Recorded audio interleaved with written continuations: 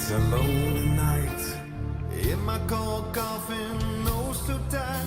Anime pillows decorate this inner walls as I'm rattling around in this dark hall. I search the internet for some clues. I throw up when I see naked women, I'm so confused. This isn't what sex could be. So shout out some buzz so for MVP. Baby, it's a lonely night here in my coffin, oh so tight. I've got no dick, but I love to bone. On this night, I'm all but alone. Baby, it's a lonely night. My cheap pillow waifu feels so right. I've got no dick, but I love to bone. On this night, I'm all but alone. A dark night of melancholia. I open up a book filled with genitalia. Oh my God, page after page of naked dudes. Why is the hair on his penis confused? I ask a doctor to see if this is true. He answers with anger. Hello, how are you doing? I slammed on the telephone and then I screamed. Why won't the penis go for messy white cream? Baby, it's a lonely night here in my coffin, oh so tight. I've got no dick, but I love to bone. On this night, I'm all but alone.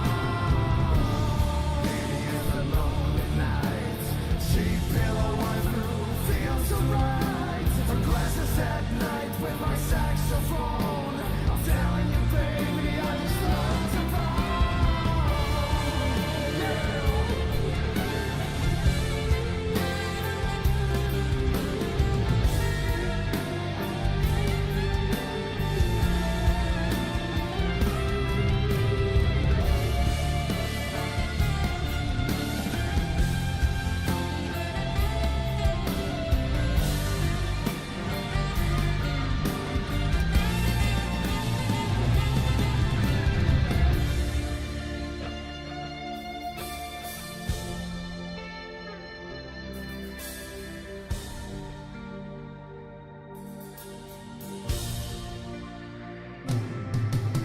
The thought of it all makes me sick. To the point that I wish I could smash my own dick. I say no thanks, I'd rather dislocate my head and shut it all away up my hands when I was ready. Baby, it's a lonely night. If I see some skin, I'll fall inside. I've got no dick, but I love to bone. On this night, I'm all but alone. Baby, it's a lonely night. The sight of the west gives me a frown. Climb into my coffin, and my bottom's will never soften.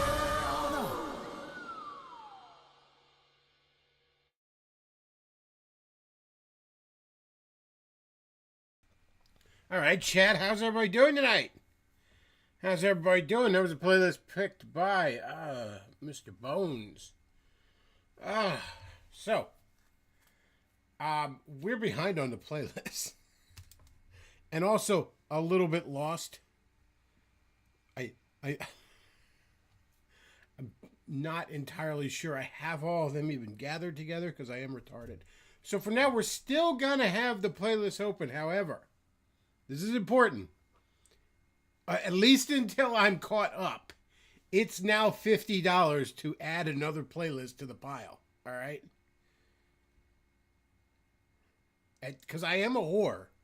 And I will do it if you pay up that money. But I gotta discourage it because I gotta get caught up on it. All right? Because we gotta get back to all that good black music that I know John Steele in the audience. He's a big fan of. He loves the black folk. Big fan. He'll tell you. He's like, they're the singingest, dancingest folk around. He's told me that numerous times. The singingest, his exact words. The singingest, dancingest folk around. And,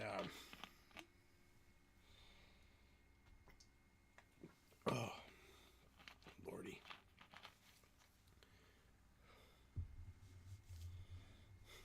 Wolfman says not even the tunes of torment can escape inflation. Hey, you know, it's also my birthday in a couple of months, so cough up them super chats, okay? We've been here 13, almost 14 minutes, and I don't have any super chats yet. I don't know. I should just shut it down. That's what I should do. Just play people's playlists, and then hop on the mic and say, "How's it going, everybody?" That about wraps it up for tonight.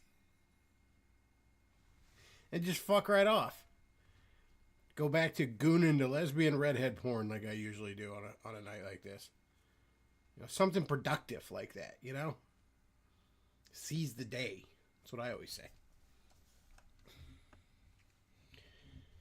Alrighty. So, we got some stuff to talk about tonight. Not much. Not a ton of shit to talk about, but some stuff. Some stuff worth talking about. Let's see. So, this just got announced. This is pretty cool. If you're a nerd like me. Kevin Smith presents Archie Meets Jay and Silent Bob. Comic coming out here soon. Which I believe in that comic we're going to find out that Veronica sucked 37 dicks. Wolfland says, I still think it's Sally. No. I respect Sally too much, okay? You gotta put some respect on that name. That's royalty, I'll have you know. So, over at the Hollywood Reporter, of all places, broke this. I mean, I guess Kevin Smith's a filmmaker. It's just weird to see the Hollywood Reporter pretend to give a shit about comics. So we're going to read this article. I'm not going to put it on screen share. Fuck it. That's a pain in the ass. Plus, I'd have to close all the tabs of Kim Possible porn. And that's just... I want them open for later. So... Riverdale's colliding with the View Askew universe. Let's see, who did this article? Aaron Couch. Filmmaker Kevin Smith is writing a double-sized crossover comic in which the wholesome Archie comics character... I would have thought a miniseries. Usually they stretch these out to a miniseries so they can make a trade paperback. In which the wholesome Archie comics characters meet the edgy protagonists of his films.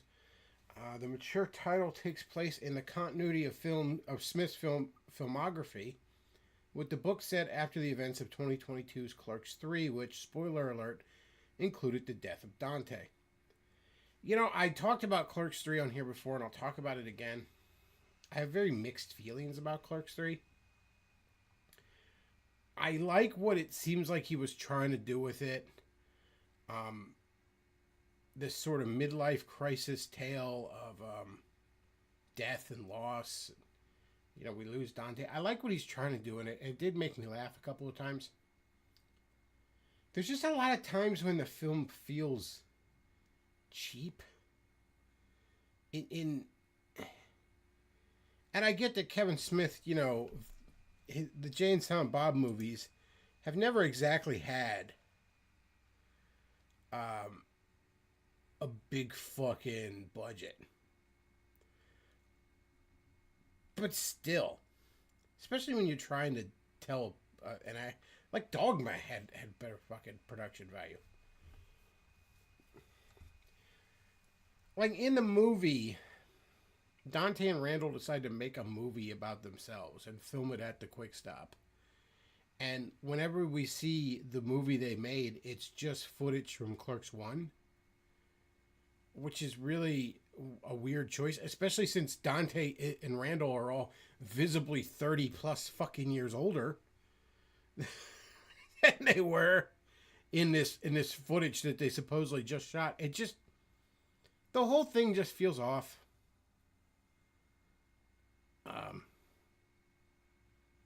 I like what he's trying to do with Clerks 3, but it just, I didn't see the other Jay and Silent Bob movie. I think it's called Reboot, although it's ironically enough set in the same canon, I believe. I didn't see that.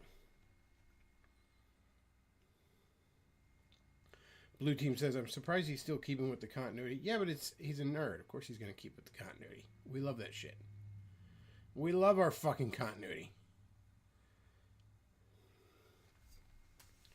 I'm surprised it's a one-shot, though. That does seem odd. Again, you'd think they'd stretch it out to a first trade. They usually do. All right, anyways, quote, Archie plays a role in the healing Smith tells Hollywood Reporter of the story, which features Archie landing a summer job at the Clerks Quick Stop and striking up a friendship with co-worker Randall Graves. Co-worker Randall Graves. Not only is this my stab at a classic American franchise that existed long before me that I read as a kid, it's a midlife crisis project about death and learning to deal, Smith adds. Kevin Smith presents Archie Meets Jane, arrives July 9th. Is decades in the making for Smith, a lifelong fan of Archie who has included references to the comic in his work before. Earlier in 1997's Chasing Amy, there's a memorable debate about Archie and Jughead. While Clerks features a character named Veronica, one of Archie... Yeah, Chasing Amy's fucking rough, man. God, even when I was a huge Kevin Smith stan, I mean, I still love the guy. His faults aside, but man, Chasing Amy was never fucking defendable. I love Clerks. I adore Mallrats. Mallrats to me, and I will fight anyone, I will die on this hill, is the perfect Kevin Smith movie because it's everything he's good at. It's just an over-the-top R-rated comedy featuring a lot of goofy antics and sex and nerd humor. It's everything he's good at. I love Clerks 2 for the same reason. Everyone's like, well, Clerks 2, it's just a bunch of dumb jokes about donkey shows. And it's like, yeah, and it's fucking funny. Like...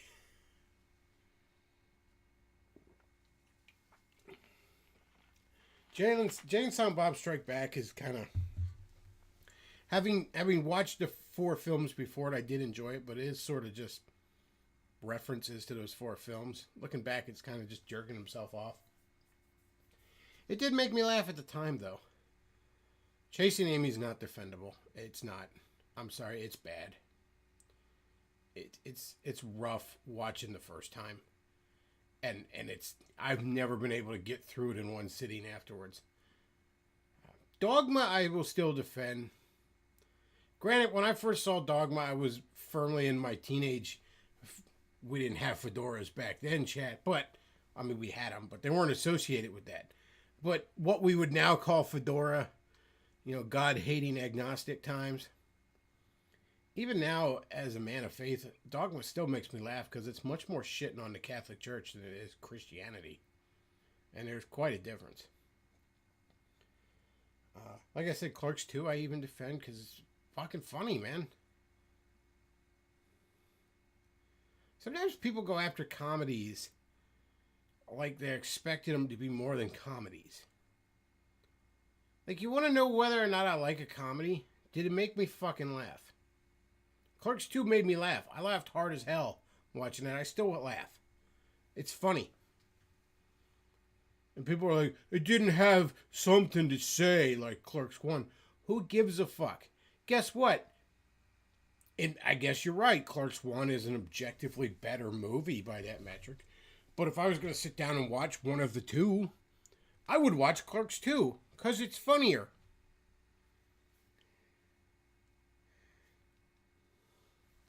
Wolfland said, just a reminder that Jack Posobiec said on air that a devout Catholic won't even own or touch a Bible. Well, that's not surprising.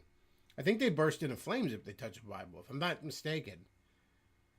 Yeah. Jack Posobiec's a faggot. What a fucking... one of the things that bugs me about Jack, and it's a small thing, but it speaks to the character a lot more than I think people say. Jack won't swear on Twitter. Now, that alone, or probably other places too, I imagine. Twitter's the only place I ever really observed him. That alone isn't the problem. No, he does this gay little thing where he draws attention to where he won't say. He won't say fuck. He'll say funk. And just shit like that. He'll purposely swap out swear words. And to me, that's always really fucking gay. Because if you don't want to swear, then you don't have to swear. I'm not going to sit here and say that, a man has to swear. Far from it. Talk how you want. I would argue that a man has to not need this. If you need the fainting couch after you hear someone swear, then yeah, you're a big wet pussy. But also, like, if you don't want to swear, don't swear. But it's not that he's doing that, it's that he's virtue signaling. He's making sure you know he doesn't swear. That's fucking insufferable.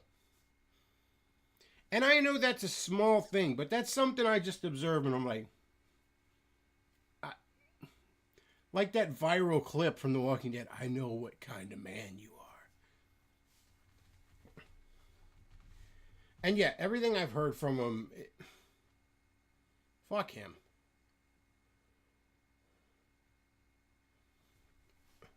That says, wasn't he supporting hard authoritarianism? Of course he was. He was fucking Catholic. I'm sorry, weren't we over this last time? Didn't he? The Know Nothing Party was right, okay? Look, man, when I first got heavily involved with, like, evangelical churches and shit in the late 2000s, when I first started really going to church and I got in that fucking scene, I was taken aback by how hard they were on the fucking Catholics. I mean, just brutally hard on the Catholics. And I thought they were overreacting. Because evangelicals tend to fucking do that. I don't know if you noticed. They tend to be hysterical fucking women about shit. And I just assumed that the boy who cried wolf was crying fucking wolf. But it turns out, if anything, they undersold how bad the Catholics were. Because I went ahead and got involved in some weird fucking esoteric right-wing corners of the fucking internet. And come to find out, oh my God, they're actually that bad. I didn't really know what Catholicism teaches for the very longest time. And since I was a teenager, since like 15, I'd say at least, maybe even closer to 14, I just had a hair up my ass where I just wanted to understand the world around me. So I was, when I was supposed to be doing schoolwork, I was studying different religions, not just Christianity, but different ones, politics and philosophy, and, and I say studying, it was just, grab books that interest me and shit, but I was constantly reading up on that shit. By the time I graduated high school, and I wasn't even a believer at that point, but like, I knew more about the Bible than most Christians. But I really did not know a lot of Catholic teachings. To the point where, again, we'll go back to Dogma. I remember watching Dogma, and they talk about Mary being a virgin, right? Her whole life. And I'm like, that's stupid. That's a straw man. Like, I didn't even like Christians at that time, but I was like, Christians don't believe that. They're fucking retarded. Where do you get that? But Catholics do. It's stupid. It's nowhere in the Bible, and it doesn't make a lick of goddamn sense. But they believe it. Because some pedophile in a big hat said it hundreds of years ago. Wolfland says, I used to think they were just high church ritualists. Now I know that a papist should learn to fear. That's exactly where I was. I thought that they were just more legalistic. I thought they were just more hung up on the aesthetics and the ritualism and all that other shit. I didn't realize how divergent from actual biblical Christianity they were. And I'm not even talking about like things that there's great deals of debate on. I'm talking about things that anyone with a 4th grade fucking reading level could pick up from any translation of the Bible.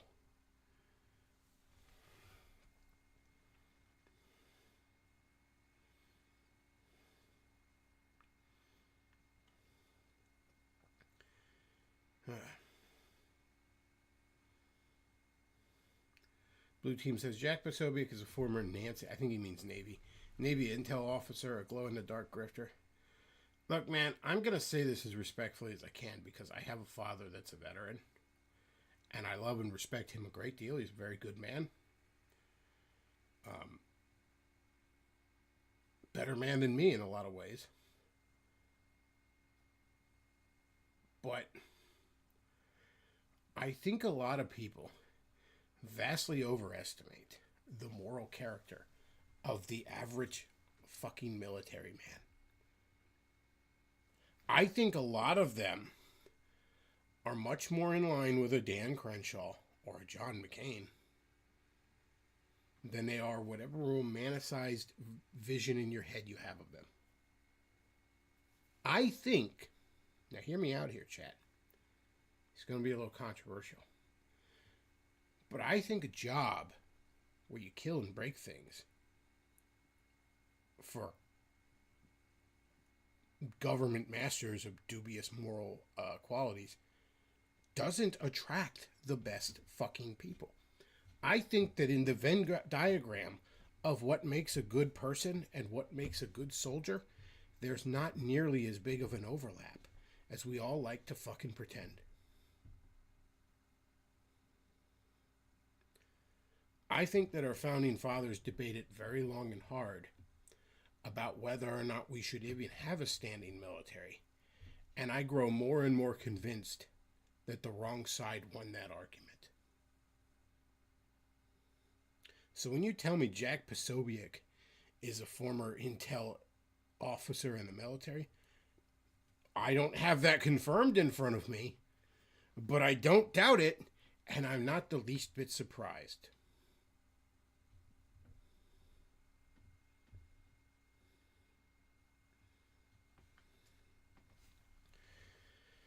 DZD says, I feel like most normie Christians don't know how heretical Catholicism is. You're right, they don't.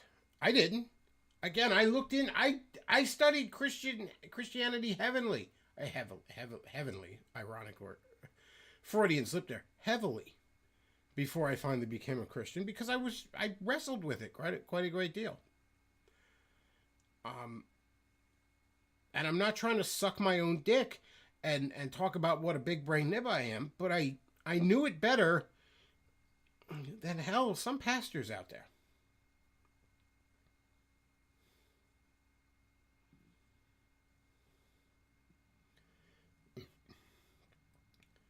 Red Pill Renegade says Catholics, just religious people in general, need to get out of politics altogether because their quest for some kind of Christian nationalist utopia will turn the average voter off entirely. I don't remember where I heard it, but I heard it said one place that when the state and the church mix too much, the church loses its soul and the state loses its mind. I would credit that if I could remember where the fuck I read it. The problem with just reading a bunch of shit and just listening to a bunch of podcasts is I am inevitably ripping people off, but I can't credit them because I don't remember where I first heard it because it was like a random book I read in 2011 and nothing stuck in me all this time except for one little word.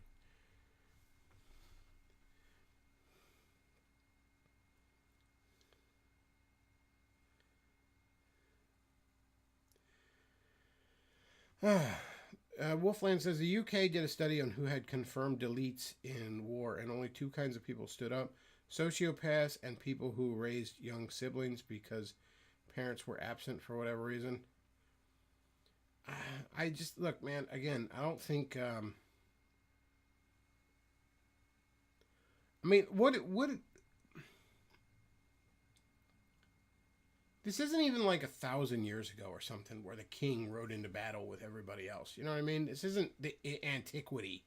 You know, the people that actually start wars sit in comfortable mansions the whole fucking time while teenagers go and murder each other. It's essentially the Hunger Games if you want a modern fucking pop culture example. You know.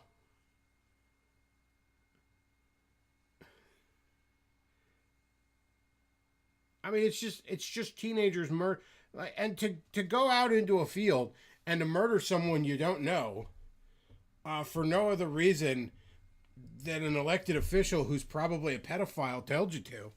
I don't necessarily think that always attracts the best and fucking the most morally upstanding people. I think it attracts very disciplined people. Good, you know, it's like being a professional athlete. I mean, is anybody in this chat naive enough to imagine that somebody must be a really upstanding role model because they're in the NFL or the NBA or fucking NHL or the MBA? What's the hell's the baseball one? Major League, MLB, Major League Baseball. I wanted to say MBA, but I'm like, right away I knew that wasn't right. Point is, like, No one in this chat is dumb enough to imagine that LeBron James is a fucking role model. You know, that he's some sort of, we should all listen to him on how to run society, or that he has some sort of philosophical or moral fucking wisdom to hand down to us. Now, that said, though, you know what he does have? He has a lot of discipline and a lot of drive and a lot of talent. Like, you know, you have to have a lot of self-control and a lot of discipline to reach that level of athleticism. And that is admirable. You know, whether you like sports ball or not, and I don't. You know, I watch a little bit of basketball socially. I have a passing interest in hockey.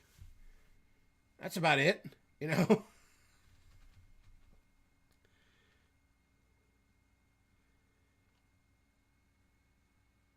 That's about what it is with Soldier. Like, yeah, it takes a lot of sacrifice and a lot of discipline and shit.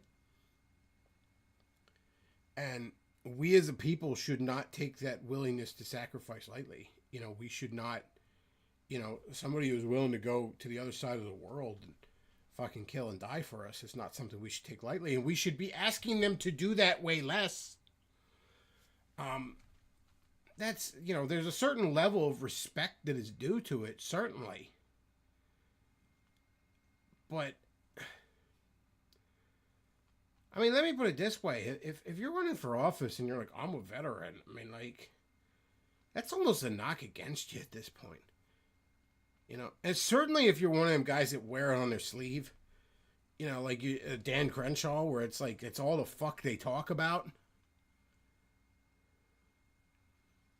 You know, the ones that I think do have the upstanding moral characters, they don't talk about it a lot. Look at J.D. Vance. I'll give him some props. I don't know that I've actually heard J.D. Vance talk about being in the Marines. Maybe he mentioned it on the Rogan thing. I think. I don't know. I'd have to go back and watch it. But it's not like a McCain or a fucking Crenshaw where it's like every other fucking word, you know, wears a fucking t-shirt that says, by the way, did you know? You know.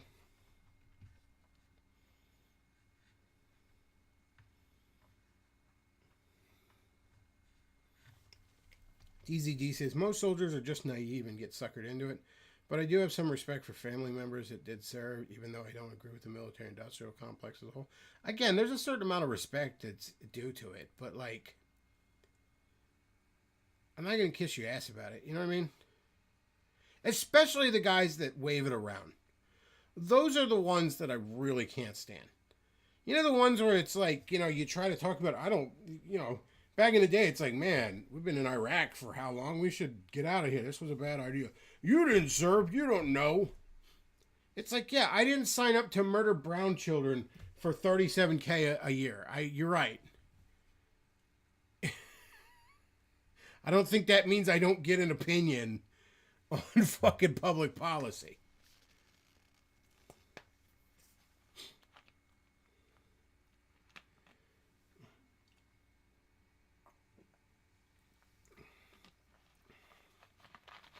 Blue Team says, it's funny how the vets who talk about it the most were the ones that only want one term and never see combat. Here's the deal. If you're one of them ones that you're running around like Cotton Hill, I killed 50 men. To me, if you're telling me some sort of horrible war story involving, you know, all sorts of carnage, and I haven't known you for a long time, or you don't have several beers in you, or both, I assume you're either full of shit or you're a fucking sociopath, all right? Because that's the only way you'd just be telling me this. Either you're lying to me and you want to impress me, and it doesn't, sorry to break it to you, or you're just so broken you don't understand how horrifying the story you're telling is. Red Pill Renegade says, I don't know about you, but I sure as shit don't want to live in a nation where I have all my nerd hobbies and memorabilia confiscated on the grounds of being pornographic by E. Michael Jones. Yeah, you're not wrong, man. I mean, I've talked numerous times on here about how much I can't stand E. Michael Jones. I don't even want to watch his fucking videos. You got to super chat me a lot to get me to want to watch one of his fucking things.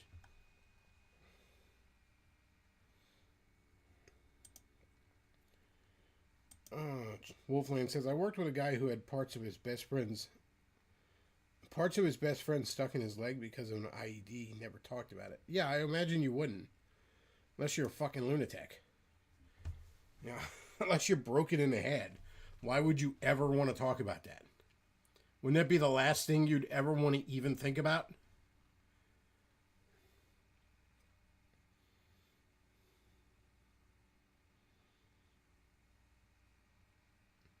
So yeah, I don't trust a lot of these guys that wear that shit on their sleeve. You know, just want to wave it around. And they're like, well, don't disrespect the uniform. But it's like the moment you wave the uniform around as some sort of shield to win an argument, you've disrespected it. You know, you're...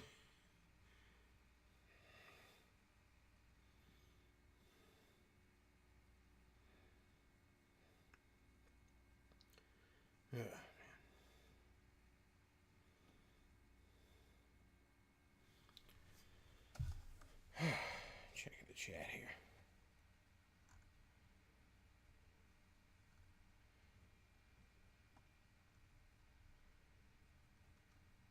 Grubby earlier in a row. Yeah, the 37 is a reference to Clerks. Suck 37 dicks. I mean, Clerks is a funny movie. I don't mean to make it sound like it's not at all funny. It is very, very funny. I just think Clerks 2 is funnier.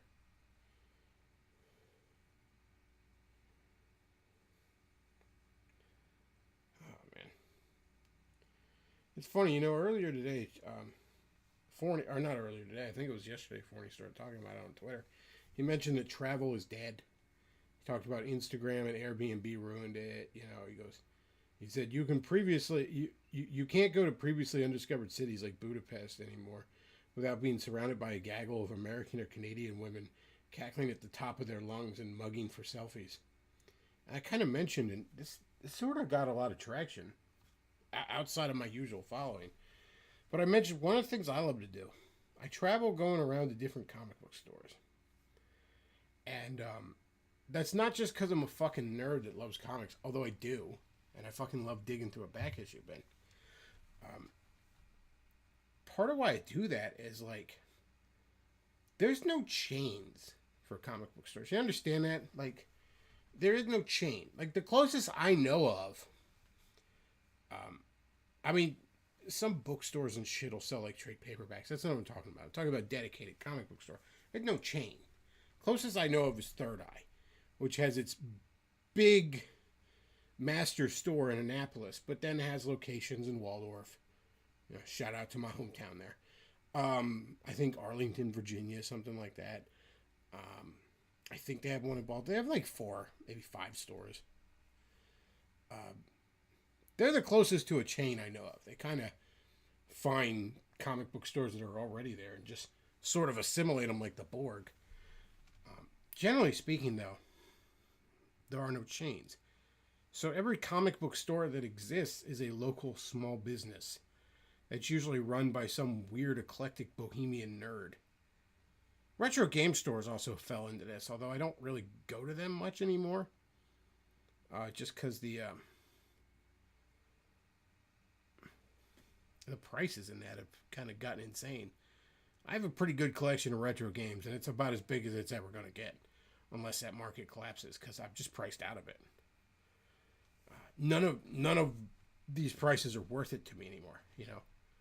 It's like $80 for a fucking PS1 game that sold so much it's got a fucking, that ugly pale green fucking spine.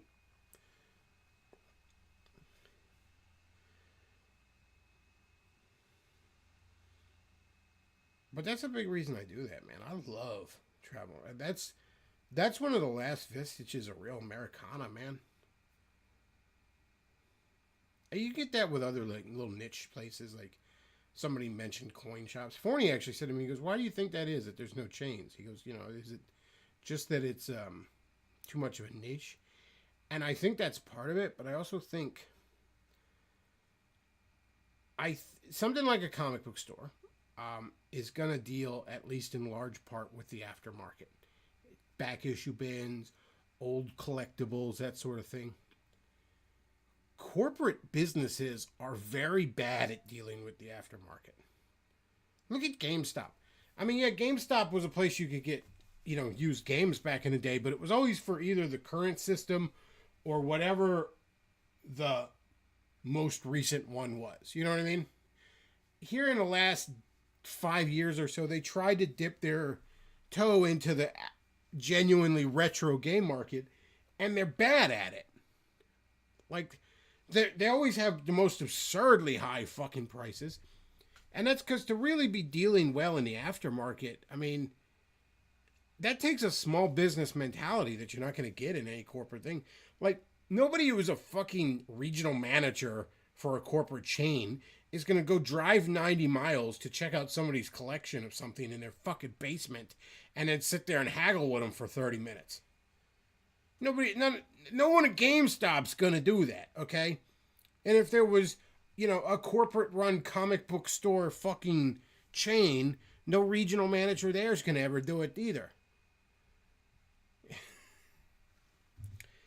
And that's what's necessary to have a good comic book store.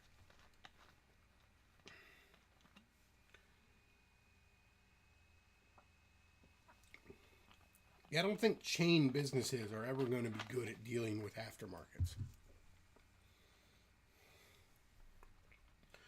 Red Pill Renegade says, as far as I know, J.D. Vance barely mentions his military service, which is a good thing because he wants to earn respect from the good job he does rather than wave his military tags around for instant points. That's a big reason I've come to respect him quite a bit. Chat says, Second Charles sells a lot of comics. They do, but again, they're bad at it. There's only one Second and Charles in my running around that I've encountered. Their comic book back issue bin's a fucking joke. The stuff is beat to hell. It's overpriced. The selection is bad. They don't know what they're doing with it. I would never buy back issues at Second and Charles. I'll buy trade paperbacks because I don't... there isn't a collector's market to that. It's basically like used books. You don't have to worry about condition as much. Their retro game prices they have there are also stupidly expensive. Red Pill Renegade says, the retro game market has gotten insane price-wise. A copy of Mortal Kombat on the Sega Genesis costs $125 at a retro game store I visited the other day. That's probably... Even with the insane prices, that doesn't sound right. I feel like I could definitely find that cheaper, but I don't know. I haven't really looked in a while. Part of me really wants to sell my fucking collection. And it's just because it's so much money. And I don't know that it's... I feel like it has to have peaked. I don't know, man. But I also like having it. And then I thought about like trying to thin it out and just keep like the real core ones that I want, but that would be next thing you know, I'm just keeping all of it. Or I'm just selling the stuff that's not even worth anything. Like, yeah, I guess I'll give up columns for the Sega Genesis and I get $3 for it. Like, what's even the point? But if I sold it all at once, even just to a store that has to then turn it around and make money, I'd have a chunk of change. I'm not that desperate for money. But I've thought about it, man. I don't play them anymore right now. But I feel like I'm going to go back to them. Kind of out of gaming right now, but I feel like I'm going to want to fire them up again in the near future.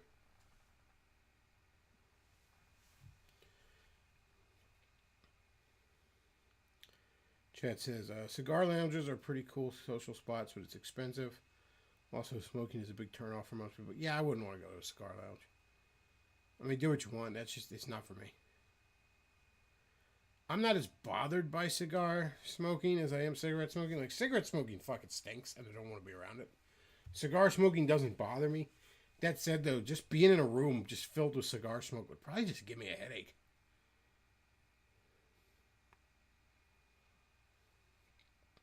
Wolfland says, I still just drive or ride my bike around my state without aim and go discovering small businesses helps clear my head. Yeah, I love just driving. I love just wandering up to a place for a day trip, man. If I discover a new comic book store and it's less than 2 hours away, I'm going to, first available free afternoon, I'm probably heading there. And sometimes it's a huge fucking letdown. I thought about maybe doing like a series where I review comic book stores. But like, I don't know. I feel like I'd do that if I still have my blog and I could just type my thoughts. I don't want to like film in people's stores. I feel like an asshole. You know, just walking around somebody's store with my fucking camera phone out. I feel like a dickhead. You know, I feel like some IP2 guy that y'all should be super chatting the N-word at me when I do it. But like discreetly snap a couple of pictures and write a blog post. I'd be willing to do that, but I guess nobody fucking reads blogs anymore, so. It's video or nothing if you want to get noticed now. Chad says try taking up pipe smoking. I don't think I need to take up smoking.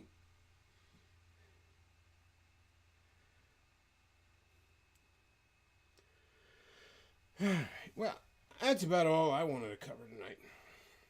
I might stream again tomorrow.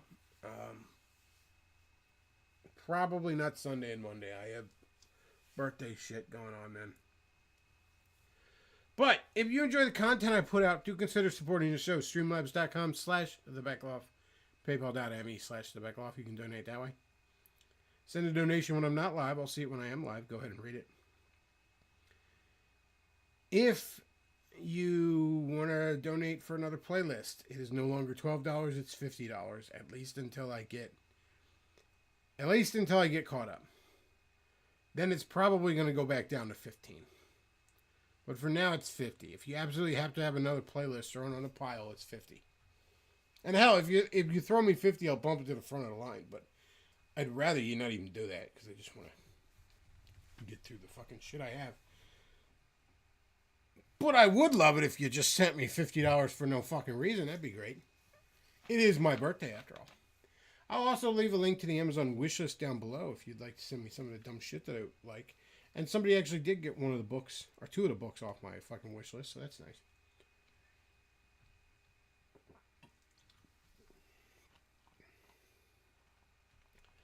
And, forgot what the fuck I was going to say. I had a thought and I lost it. That happens because I'm retarded. Anyways, that's about it for tonight, folks. I want to thank everybody for listening. Beckloff out.